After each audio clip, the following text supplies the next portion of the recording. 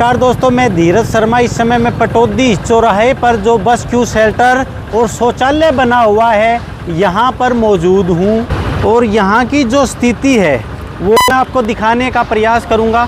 बहुत ही गंभीर स्थिति यहाँ की है, लेकिन ये हर रोज़ का काम है, जीवन का हिस्सा बन चुका है। शायद इसलिए ये हमें गंभीर ना लगे। हर जगह का ये हाल है। आप लोग समझ रहे होंगे मैं पटौदी दिखा रहा हूँ, और जगह क्यों नहीं दिखा रहा हूँ। लगभग हेली मंडी में, जाटौली में, पटौदी में, कहीं पर भी आप जाकर देख लीजिए, गंदगी का ये हाल है। ये शौचालय बना हुआ है, महिला शौचालय जो है वो भी इसके साइड में है। और यहाँ पर जो शौचालय के अंदर की गंदगी का हाल देखिए, यहाँ की गंदगी का हाल देखिए।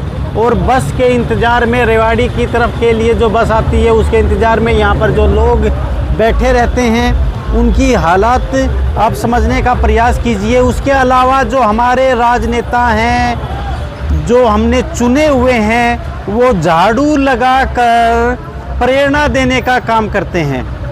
माफ़ी चाहूँगा, लेकिन मैं कहना चाहूँगा उनको शर्म आनी चाहिए। क्या हमने उन लोगों को खुद झाड़ू लगाने के लिए चुना था? उनकी जिम्मेवारी होती है कि झाड़ू लगाने का जिन लोगों का काम है उनसे वो काम ले सके, अच्छे से व्यवस्थाएं बना सके।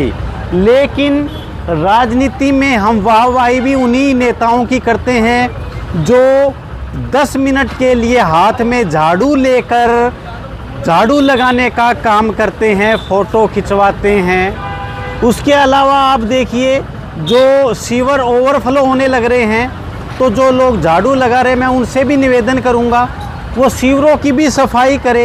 यहाँ पर जो शौचालय है उनकी भी सफाई करे। मात्र गलियों में झाड़ू लगाने से क्या होगा? और इन अव्यवस्थाओं को प्रोत्साहन देने के लिए हमारे समाज के जो लोग हैं वो बड़ी आसानी से कहने लग जाते हैं कि सरकार का काम नहीं है सफाई। सफाई तो हम प्रत्येक व्यक्तियों की जिम्मेवारी है, ये है वो है।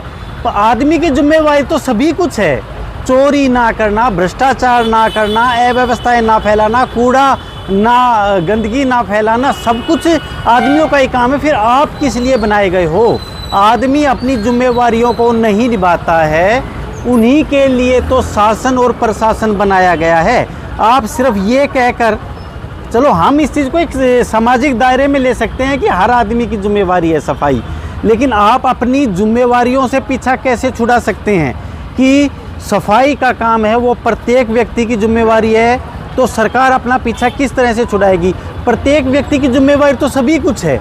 इस देश में भ्रष्टाचार ना फैले, जल का हम सही से इस्तेमाल करें, जंगलों का सही से इस्तेमाल करें, जो भी हमारी चीज़ें हैं उनको हम व्यवस्था में बनाकर रखें। लड़ाई झगड़ा समाज में ना हो, अड़ोस पड़ोस में लड़ाई झगड़ा ना हो, चोरियां ना हो, बेईमानी ना हो, वो सब हर आदमी की जिम्मेवारी है। लेकिन आदमियों की जिम्मेवारी जब आदमी नहीं निभाता, उन्हीं के लिए तो शासन प्रशासन, जिसके नाम पर सैकड़ों करोड़ रुपए का बजट आता है। आप समझिए, सैकड़ों करोड़ रुपए का बजट आता है और किस तरह से उसकी बंदरबाट की जाती है। ये हालात देखकर सिर्फ एक जगह के हालात हैं, लेकिन हर जगह के, हर गली नुक्कड़ चौराहे का यही हाल है। तो इन चीज़ों को समझने का प्रयास कीजिए।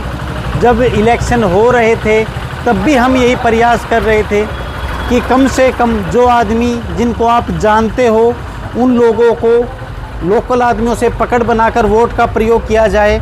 लेकिन हर बार की तरह सिर्फ या तो बड़े राजनेताओं के नाम पे या पार्टियों के नाम पे वोट दे दी जाती है और उसके बाद शहर का ये हाल होता है।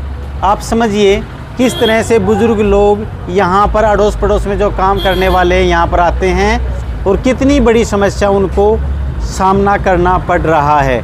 मैं आप लोगों से निवेदन करूँगा, काफ़ी दिनों के बाद हम यहाँ पर मौजूद हैं।